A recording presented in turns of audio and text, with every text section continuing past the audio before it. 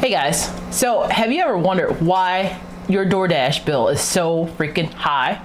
Like, I ordered some nuggets and I'm like 20 bucks. What is this? Well, naturally when you're ordering our DoorDash, you're probably not looking at, you're just hungry. But here's what you're actually paying for. 10 to 30% is the upcharge that is assigned to every single food item that you order. The dips, the chips, the fries, the burgers, everything, including the add-ons, just random add-ons. Hey, I want this bun, I want this cheese, whatever. You're paying 20 to 30%, truthfully 20 to 30% instead of the 10 to 30%. But if the restaurant is involved with DoorDash in any capacity, they're either paying 25% or they just have really good negotiators to get that down. But generally speaking, across the board, I have not seen any restaurant yet that has truly had a 10% only upcharge. It's always been between 20 and 22%, maybe even 25 in some cases, but I'm pretty sure that people have just kind of negotiated that with DoorDash in hopes that the volume carries them over to whatever they need to cover.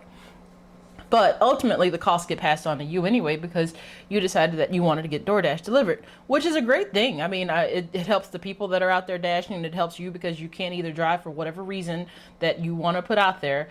And it works for everybody. But the reality is that it's expensive, and it's something that you should really consider even reducing down because, quite frankly, things are expensive. And I mean really expensive. Like eggs, the current egg index is at $4 for 18 eggs. I'm sorry, that's a lot for some eggs. And to the point where I've even started thinking maybe I should raise chickens. It's not that deep, I promise, but it's crossed my mind a couple different times when I wasn't very sober. But needless to say, I think it has its purpose. I think it's great. It's great for when you're on that one random friends trip and everybody is so tossed where nobody can drive. It's perfect for those occasions. And, again, like I said, you tip because you're not a terrible human being.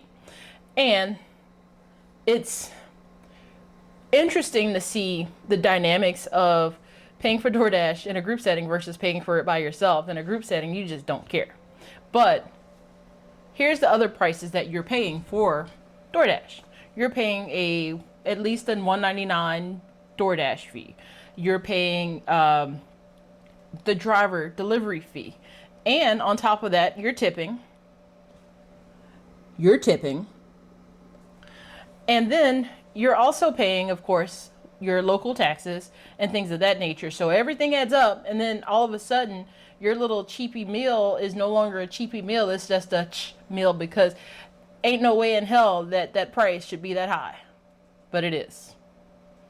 And I love my restaurant owners. I think that it's a great tool. It's good marketing. It's great. But the reality is that some of us, and I'm not speaking to people that DoorDash maybe once a month. I'm talking about some of us that do it a couple times a week. We should probably back down on it a little bit because after all, that money can be used to, I don't know, go on a trip or something. Literally anything else. But again, I get it. You're not going to stop using it. I'm not going to stop using it. But at least now you know where the fees are coming from. So do with that information what you will. If you like this content, by all means, like, subscribe. However, if you want to see something specific, drop it in that comments because I won't know what you want unless you tell me. I am not a mind reader.